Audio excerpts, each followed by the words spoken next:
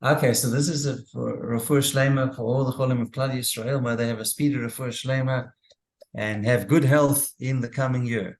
Amen. Amen. Okay, just a few minutes, just to continue where we left off on the theme of Yom Kippur, which is coming up tomorrow evening. And it says one thing here. This is from kaparot.org, which is a Chabad website. It says here prohibition on bathing on Yom Kippur. So it says bathing is forbidden, whether in hot or cold water. Even dipping a toe in water is forbidden. However, if a specific part of the body is dirty, washing the dirt off with water is allowed. Washing hands is only allowed up to a half palm of the hand. So like this here. So this is my hand up to here, up to this part here, where the knuckles basically. And wash up to there, up to the knuckles. That's where you can't wash the whole hand. So you can basically wash, I'll draw like a line around it, knuckles up to there. You can't wash the palm. Okay.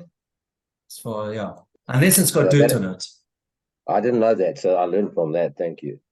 Okay. The mouth must not be washed on Yom Kippur. You can't even rinse your mouth. Like on other fast days, you can actually rinse your mouth out because you usually most of the time you don't swallow. But and Tisha B'av and Yom Kippur, you can't rinse your mouth. You can't rinse your mouth either on Tisha B'av.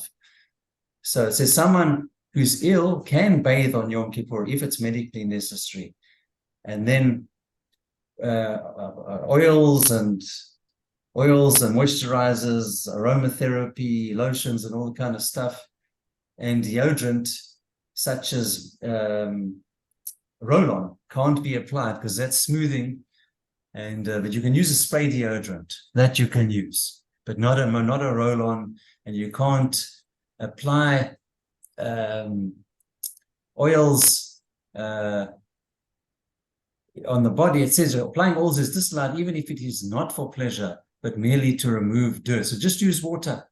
Don't put your moisturizers on, but you can use a spray deodorant. It's also derech eretz for other people in close proximity.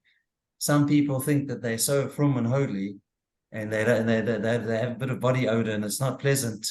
And especially if it's a non-frum person in a shul next to you, it doesn't.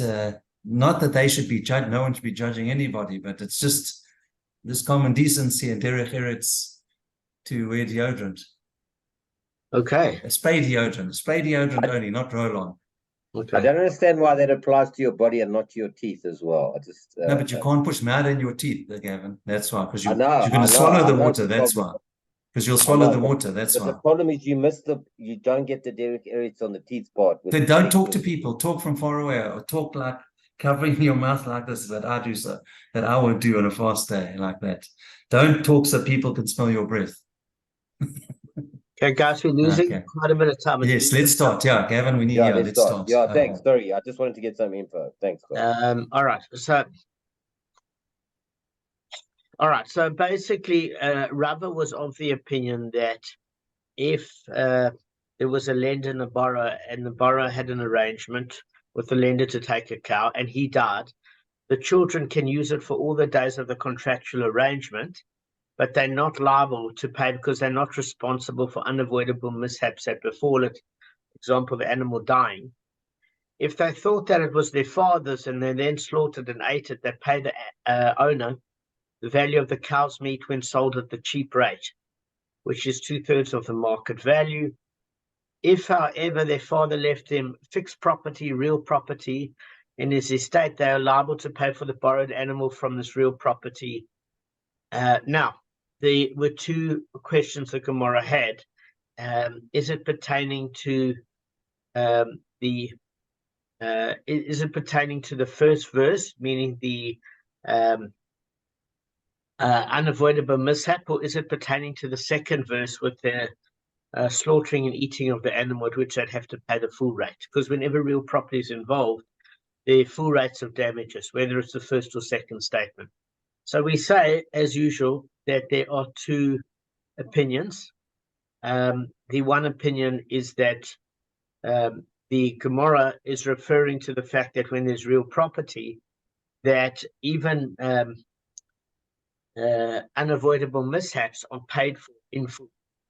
And it's only, as Gavin suggested the other day, that if there was no money at all and the animal died without human intervention, that the family would be given a reprieve. The Rosh doesn't hold like Rava. The Rosh said, look, if the family's deriving the benefit, which is also something that Gavin did mention, of getting the borrowed item, the owner has to come to the children of the person that lent them the money and say to them, if you want to continually use the article, you have to take on the same obligations as your father, because it's not fair that I'm involved with all losses. I'm not making money here. There's no profit, but why should I be responsible and you getting full benefit? So that's the one aspect. The other aspect about the Rabbonim that believe on the second portion that it's referring, what are we talking about? When there was human intervention and the children slaughtered and ate the animal, the other opinion is that why should the lender suffer any sort of loss, never mind 1/3 of a loss, because in essence, it was the father's fault, who was the borrower, that was negligent in not teaching his children that this animal was in fact not part of his property. There should have been a will set out, even if he was in good health, saying, this is what I owe in terms of debt, this is all my property, this is what I borrowed, etc., to find a way forward for the family to fit within the halakhic constraints. So obviously, guys, the Gemara says that if you want to hold the first part, you have to believe in the second part, meaning when there was no human intervention and the animal just dies from an unavoidable mishap, at which the borrower is generally liable because the lender is doing him a huge favor, then if you're responsible, even the heirs are responsible of the borrower as they continue to get benefit from the animal and they take on the same responsibilities as the borrower. Obviously, in a case where they damage the animal themselves, they are responsible. But there are those that hold like the latter part that say, no, this Gemara of real property is only referring to the latter part, meaning that if they damage the animal, that they have to pay full price if there is real property. If not, 2/3 of the market value, which is the cheaper rate. And therefore, the second opinion states that they don't involve the children of the borrower or mishaps, unavoidable mishaps, as the animal died without human negligence. Okay. Now, this issue revolves around a viewpoint of Rava and Rav Pappa. Rava is saying that the reason why the children are involved, and you could say this, that the opinions that say involved in both matters, both the unavoidable mishap as well as the slaughtering of the animal, is because the father in his lifetime shook hands with the lender and said to the lender, I undertake, since you're doing me a favor and lending me this particular article, to take full responsibility. And therefore, if anything should happen to the item that I borrowed, I have got fixed property at which, not a movable asset, you're entitled to have a lien to the value of your item that I'm borrowing. And that was made in the contractual lifetime of the borrower. And therefore, whether he died or not, if the article is not returned to him, is entitled to take the financial compensation, because the timeline was the arrangement between the lender and borrower, despite the fact that the unavoidable mishap occurred after the borrower's death, or that the animal was damaged after the owner's death. After the borrower's death. So that is Rava's opinion. Now there's Rav Pappa who has a different opinion and says, where do you take the timeline from? He said the timeline is taken from the point at which the unavoidable mishap occurred.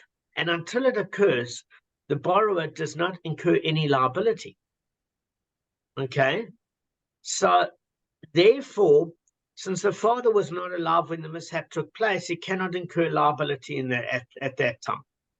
Neither was he alive when the children ate the animal. So all agree when there is human intervention, according to all opinions, is that the heirs of the borrower pay, but they pay 2/3 of the value, because the logic is, Gavin, even if they didn't have money, it's not the lender's fault, number one, and number two, that they might have bought that meat, even if they eat meat once a week, for Yom Tov or Shabbos, if it's at such a bargain rate. And therefore, you can't just say they don't have money, and the law is unfair, and we must have mercy on those and bend the law. Because what I was saying to you the other day is this concept of emet and chesed. So truth is judgment. So the judgment is whether somebody has no money. If they damage somebody that's rich, they owe the money. The chesed part is saying, well, then make it over many payments and reduce the rate. But that's not exactly according to truth. Because truth is, if you cost the person 10,000 Rand, you shouldn't have to pay 5,000 Rand over 10 payments. That is a negation or a bending of truth in order to have kindness. But whenever kindness is applied, even on Yom Kippur, it's almost a payback plan of mercy, but it doesn't adhere to this full strictness of the truth. Why? Because in truth, without Hashem's mercy, the world cannot exist. We would all die. Because what would happen is the minute a sin was created, at that point, the person would have to pay it back. And in most cases, it's a non-survivable event. And therefore, mercy was put in to temper truth so that a payment plan could be made, so all parties would find some sort of restitution. But especially if the amount, Gavin, is discounted, then that's not a true reflection on paying back what was damaged. Not true, is it? No, it's not. But it's still better than nothing. You know? It might be better than nothing, except if you're the person that lent the car and you get back a small percentage of the car that you borrowed. Not borrowed. Yeah, but you can also get back zero. So sometimes you're just grateful to get back something. But that's the law system isn't meant to be like that. It's not meant to be something No. where you pay taxes and you're grateful if you get a bit back and no infrastructure is ever built. with respect. People battle, just people in general. If people lend money without contracts, unless it's formal stuff and all that, even with formal contracts, it's difficult to get money back. So I'm just saying, yes, the law, you're required to get all the money back. Is it fair? Of course, you're supposed to get everything back, but sometimes you can just be grateful that you're getting 3/4 back, better than nothing, or it's being paid more by the It is, but because there's human intervention, there's not room for the same level of mercy. Because when the animal just dies of its own volition, you say, okay. But when they were involved with damaging the product that they borrowed, it's not so okay. Okay, so Gavin, even Rava discerns between the two. But remember, they didn't know that it was borrowed. If they knew it was borrowed, that is still, whether they didn't know or not, it's their father's fault. The borrower was negligent. Agreed. You're not informing. Bottom line. The only reason that they're getting a third off is because they didn't know. And there is another aspect to this, guys. There's something called a presbyl. Arthur, what's a presbyl? I remember that name. We've covered it somewhere. No, Kevin knows. Prosbyl. Presbyl. P-R-O-Z-B-U-L. I know it. I'm trying to grab it at the moment. I didn't give it to that day, I remember. Oh, my mind's blank. All right, Kevin. Okay, it's a document which is issued in the Shemitah year to, she's now also that to, it's to help, forego interest payments on a loan, or something about a repayment of a loan, or that all right, so at least in the Shemitah year, something. At least we need both of us. You know what it's called, and I know what it is. Yeah, okay. Exactly. Right. So I work in a team. Between so both you're of both us. adding value. Okay, so Kevin, what it is that it's the same thing as this case, Gavin. That's why I brought it up. Is that if somebody doesn't have money and you don't think that you're going to get it back, the proper value if it's damaged, you'll be reticent to lend the object. Same thing with money. You're gonna, if the law system is not on your side, where you can't collect when you're doing somebody a favor that doesn't have any money, you're not going to be that keen to lend money or objects, etc. When the law also protects those that want to show mercy on the poor, it's far easier for the poor to get loans. And what happened with the Presbyl is that on the Shemitah year, all debts were cancelled. So on the 6th year, all of a sudden, poor people would be in a hell of a bind. Why? Because nobody would want to lend their money, because they say, but you're not going to pay back in time, and you're going to use the Shemitah year to get out of your debts, and then I'm going to have to write the money off. So rather lend from somebody else. Then the poor were in a pickle. They had no money to borrow. So the Presbyl meant that you sold the debt to the Beit Din, and the Beit Din would collect it.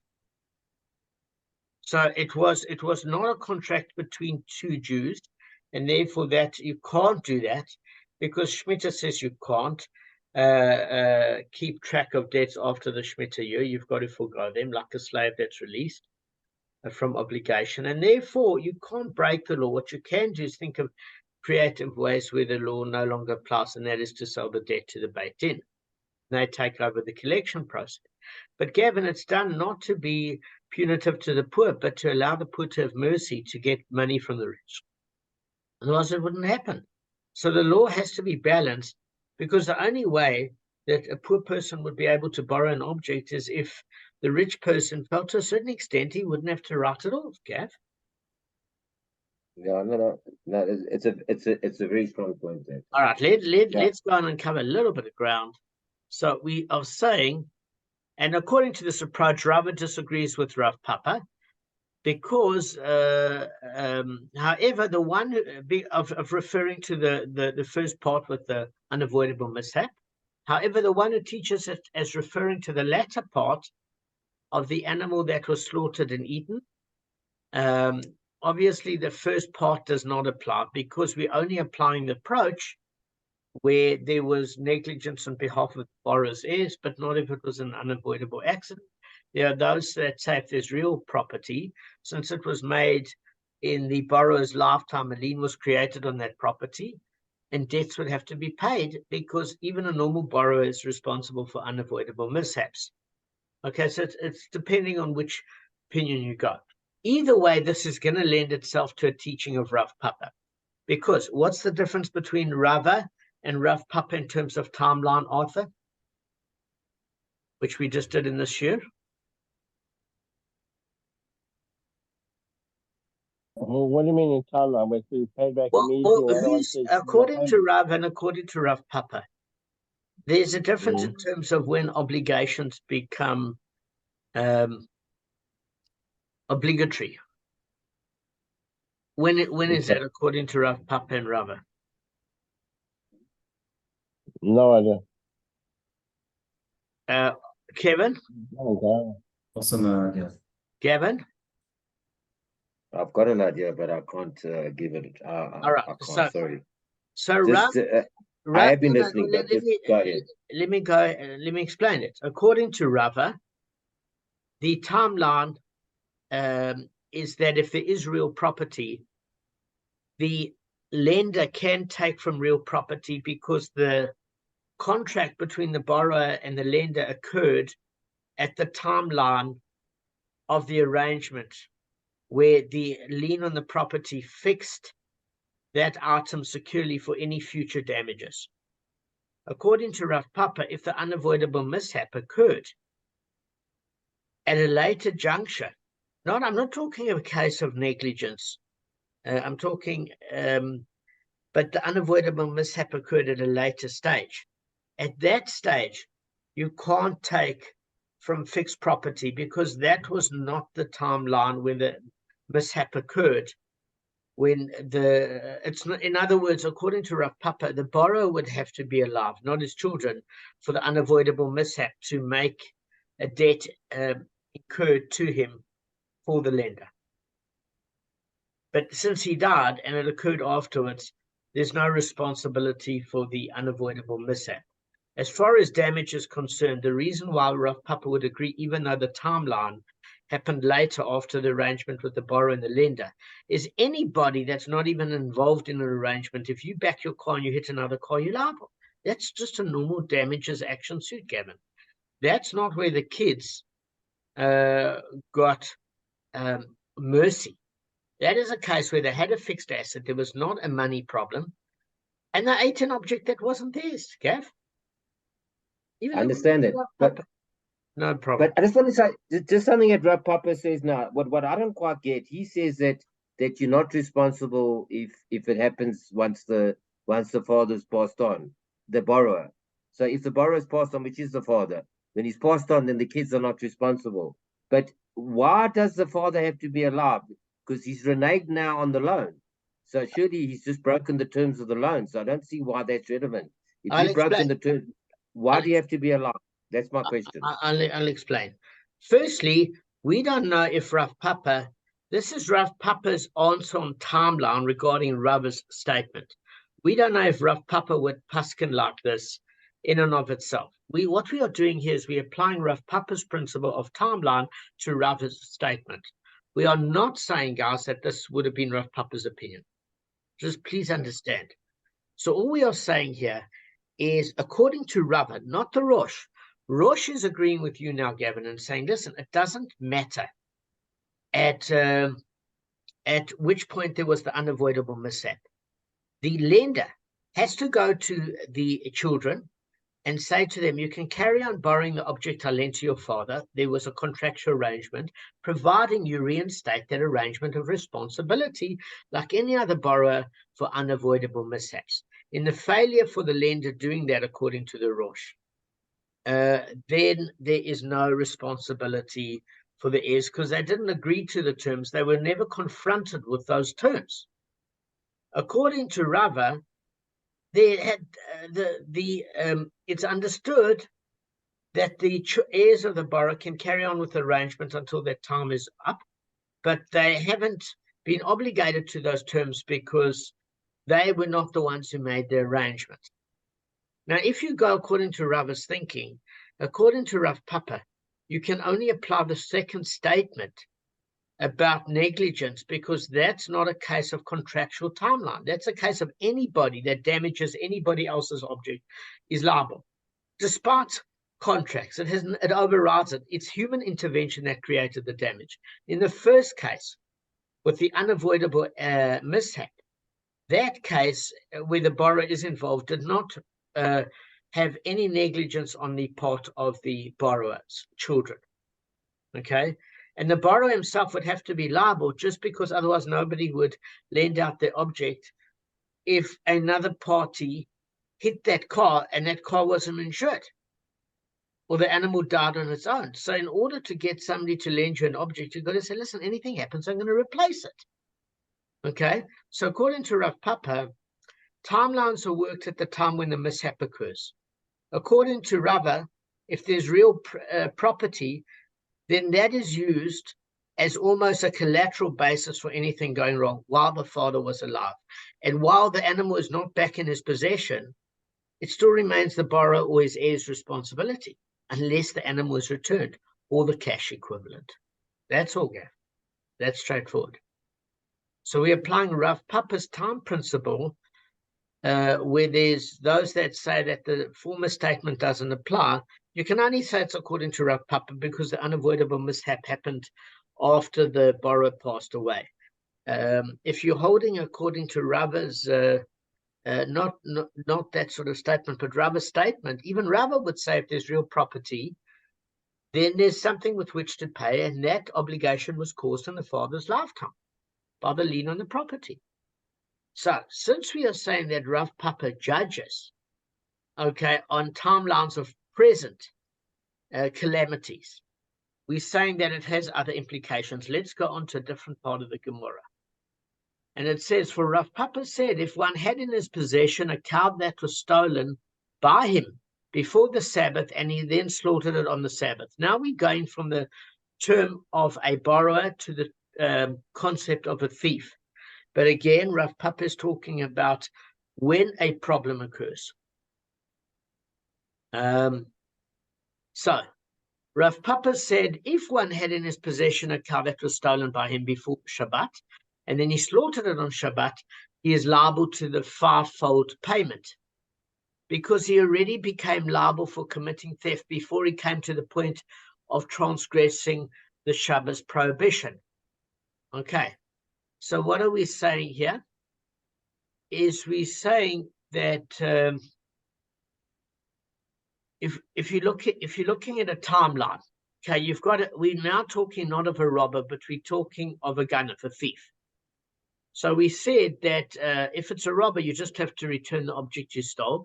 If it's a thief, somebody steals secretly, like a burglar or pickpocket, and he's more afraid of people's opinion than Hashem, that's why penalties occur compared to a robber who just has to return what he stole, because he's not scared of Hashem, but he's scared of people's opinion. So it's more wicked. So he's got to, guys, return the stolen property. That's a given. But what else, Arthur, does he have to return if it's a normal object compared to a ox or a sheep? What's the payment differences? Answer one question that we've done in the whole of Bava Kamma, please. But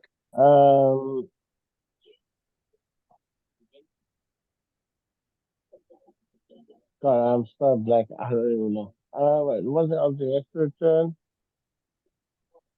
Is the skin. Or the hide of the animal. no. All right, guys. What happens is it says he shall pay double. Double. Yeah. Which means if he takes a cell phone, he's got to bring the cell phone back and the value of that which he stole.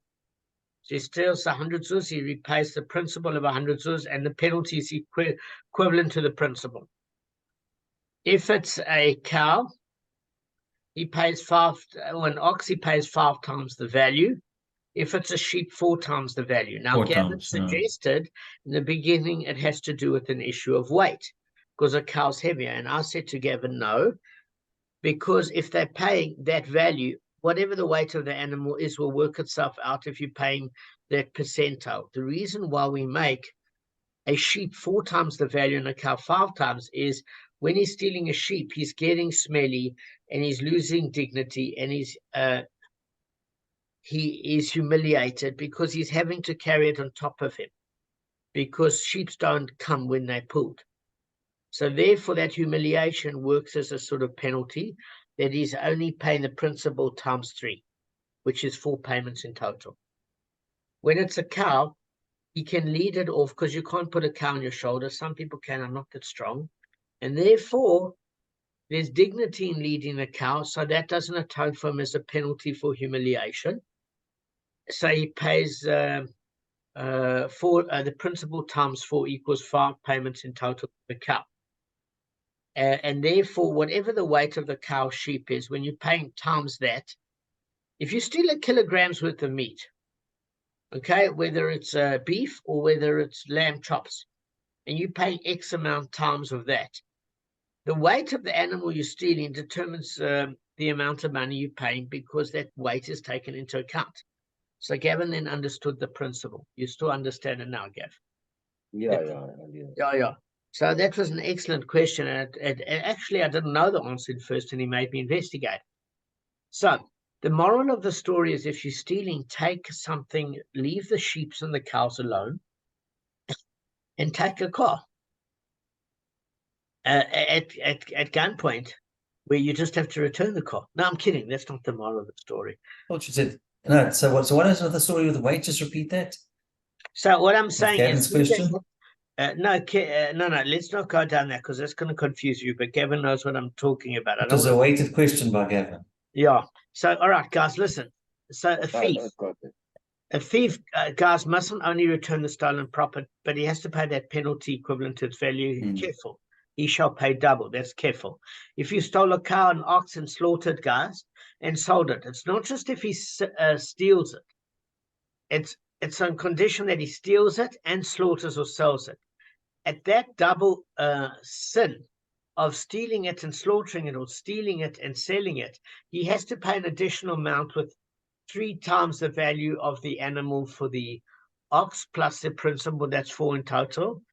Not for the ox, for the sheep. For the ox, it's It's 4 times the value of the animal and the principal, which makes it 5-fold payment. And where's that from, guys? In Shmot, Exodus chapter 21, verse 37. So, guys, as a general principle, let's just see how much time we've got. We've got time. Okay, this is very important. Let me just quickly go through this. So what happens according to Rav Pappa is he judges the timeline when the animal was stolen. And he says that if the animal was stolen before Shabbat, but it was only slaughtered on Shabbat to eat, he's liable to the 5-fold payment, because he already became liable on committing that theft before he came to the point of transgressing the Shabbat prohibition. So do you remember there's a general principle that one who commits a capital offense is exempt from any monetary liability incurred at the same time. It's kimle b'dirabba minay. What does that mean? He stands liable to the penalty greater than it. So in Ketubot 36b, there's this case that at the end of the day, if somebody's going to have a double penalty, like we learn in Sanhedrin, that if somebody's going to have 2 different death penalties for 2 different crimes, they're only given the more severe death penalty because you can't kill a guy twice. And therefore, the more severe penalty atones for both the lesser capital offense and the higher capital offense. So whichever is the more painful death penalty he gets, since he's obligated to both. Kimle b'dirabba minay works in the same manner. What is that? Say you burn a Picasso on Shabbat. That Picasso is worth $40 million. But burning it on Shabbat with witnesses warning you, etc., is a death penalty offense. So what happens is the monetary compensation is waived for the greater penalty of the death penalty that that person incurs by breaking the Shabbat. So we would have thought if the animal was stolen prior to Shabbos, but it was only slaughtered on Shabbat, then he shouldn't have to pay anything because he would get the death penalty for Shabbos. Therefore, he wouldn't have to pay the equivalent of the animal. And somebody asked, well, then, if he wouldn't have to pay the equivalent of the animal, it's obvious because he's dead. We say, no, the money isn't taken from his estate. Or what would happen is before they would execute him, they'd take the money, whatever the case. So we're saying, Arthur Kimle b'dirabba minay means that the greater penalty is enforced and the lesser penalty is waived. He stands liable to the greater penalty. Do you understand what I mean? So Guy steals a Picasso, and Arthur, there were witnesses and say if one does this, they're going to get the death penalty. And he says, I don't care. And he's warned, etc. And there's Hazroa warning with the rights of aiding witnesses. And he burns the Picasso. He gets the death penalty for Shabbos, but his estate doesn't have to pay the 20 million for the Picasso, because the monetary obligation is waived to the greater penalty of the death penalty for breaking the Shabbat. Okay, so according to Rav Pappa, he said, when is that timeline of when it occurs? It's at it's at the time when he stole the animal, not at the time he slaughtered the animal. That's when the transgression occurred. Because if you just slaughter a normal animal, then it's not theft if it's your own animal. So therefore, for slaughtering the animal, then a person would get the death penalty if it was on a Shabbos. So why would you pay? Because that's when the 4 or 5-fold occurs, only when you steal and slaughter. So according to like Rava's opinion, it would mean that, no, it's not when you steal the animal, it's when you slaughter it that you complete the task, and at that timeline, one is liable for the 5-fold payment. But because it occurs in Shabbat and he's going to get the death penalty, that 5-fold payment is waived. But according to Rav Pappa, no. The incident started at the time of the theft, and therefore he's still liable to the 5-fold payment. Do you get what I'm saying? Because that's when the incident occurred. There is a slightly different opinion that I just want to go through for a second, and that is in the opinion of Rabbi Meir, as explained by Rava, that rule pertains only to regular monetary liabilities and not to knasot, which are fines. So in other words, punitive payments that do not compensate for the actual loss, like careful payments, etc., or the 4 or the 5-fold, those particular issues are not waived for Kimle B'di Rava Mimne. It's only the compensatory payment. So following this view, guys, Rav Pappa rules that one who steals a cow before Shabbat and slaughters it on Shabbat is liable to the fivefold penalty, even though slaughtering on Shabbat is a capital offense. So the thief must pay the principal and careful penalty because he became liable to the theft portion when he stole the object, but he only became liable to the careful principle of the 4 or 5-fold, the balance, when he actually created the Shabbos breakage, which he should get the death penalty, and the monetary amount should be waived, but it's not waived because it's a knas, it's a fine, it's not a compensatory amount. Otherwise, it would be waived because that's when that part of the incident took place. So even those that see it as two separate incidents, because the knas aspect was caused in Shabbos, that's not waived for Kimle B'di Rava Mimne, the lesser monetary obligation for the greater death penalty, despite the fact that he's also subject to the death penalty. Does that make sense, guys? Yeah, but now if okay, now we're talking monetary, but let's say you got 2 death penalties. Isn't a death penalty a knas as well? So like if you have 2 different death penalties, and one you have to die by a sword and the other one by fire, whatever. Okay. Aren't they both classes as well? Okay, Gavin's asking an excellent question. Let's quickly address it. He's taking the English word penalty as meaning the same as the word knas. A knas is a fine. We translate in Art Scrolls a penalty, but a penalty means a consequence. So in other words, the consequence for murdering somebody is getting the death penalty. Okay, that's compensation for their death. You took a life, you pay a life. Okay, so it's known as a penalty, like the death penalty in English terms. Yeah. But what we're talking about here is a knas, as in a fine, which is more than the compensatory amount. Yeah, I got it now. Thank you. No, that was clear. Thank you. All right. I was just a bit confused because my English is not as good as yours. So penalty and fine were the same thing to me. But you clarified it. Thank you. No problem. Shame, Arthur. I know you're not feeling well. This is not Grow Arthur Damon trying to pick on you. I just want to know that you've actually picked up something from the share. That's all. Not picking on you, but I just want to know that you actually. No. Let's have an exam quickly. A quick written exam. Why not?